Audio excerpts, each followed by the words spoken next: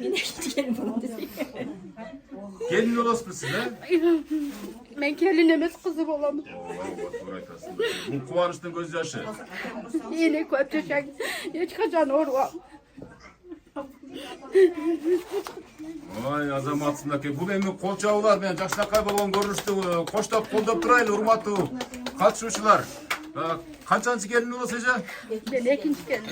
Yenemiz kanday bir sizge bir esте kalarlık bir kengeçlerdi berdi de emden öğrendiniz elinizden. Men enemden köp nerseni ürgöndüm. 17 yaşında kelin bulup kelgemin. 17 yaşta ha? Bardık nerseni ele enemden ürgöndüm desem bolamın. Dolutta tureli bulut. Mınday ele bu dünyada yok deyip Yok. tak kes aytalas. Yok da. Enem жақсы адам. Ana kucaktaşıp olsa bir жалғана. Hurmatlı görse. Мен жолы kucaktaşkından tacaba ayttılar şular. Gelinler sizlerge sabak bolsun. Oşunda gelinler bar üçün eneler hiç kaçan kartaybay turabı. Bugün hem tuğgan günüңüz bö je kanday? Bugün Tuğgan günüңüz kança jaşka çıktınız? Kança nebereňiz bar? Kança çebereňiz bar? Şun bardığın özüňizden ozuňuzdan ukkan atam. 75'e gittim. 30'dan aşık 33-35 nevrem var. Hem çevrelerim kıyla var, olanı sanına etmeyle koyuyorum. Ulana versin ha, göğe versin ha.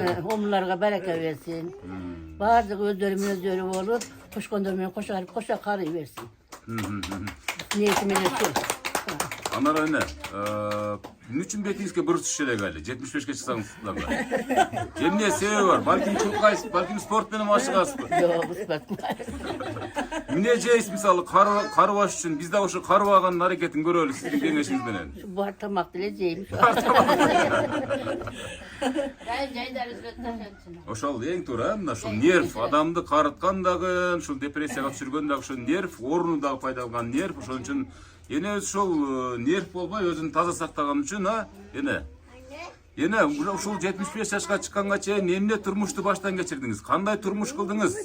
Şu bala çakan bagam yerinize jetkirem dep. Baldarda endi kıyınçılık menen bakkanmın endi biz malda iş ededik menen şu temeki işlegemiz sahar çıkıp ketip kes gelip Üydün tiriliginem çündüklat dek nandı kirdiyem keçesi juvatı dekte biz. Hiç kimge millet kılbay ele. Yok. Uşol zamanda uşol yaşadыңızlar. Şuntu ben bardık endi üylü caylı oğlu özörü oldu. Kudağa şükür eme. Şuranın jakşılıklarını görüyorum.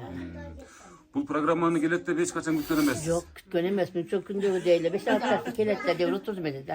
Жылда ушундай өткөзөсүз. Ушундай дасторкон четинде кой союп, дасторкон жайып. Şunday olatda oturgan deme. Быйылкысын ушул Алина небереңиз. Небереңизди баккансызбы өзүңүз? Rahmat bakkamın. Дагы эле багасыз. Videomda kolumdaki ne vereyim de. Колуңуздагы небереңиз, ушул экөөңүздөр сырдашасыздар, ушул экөөңүздөр чогуу жатып чогуу турасыздар, кудай кааласа.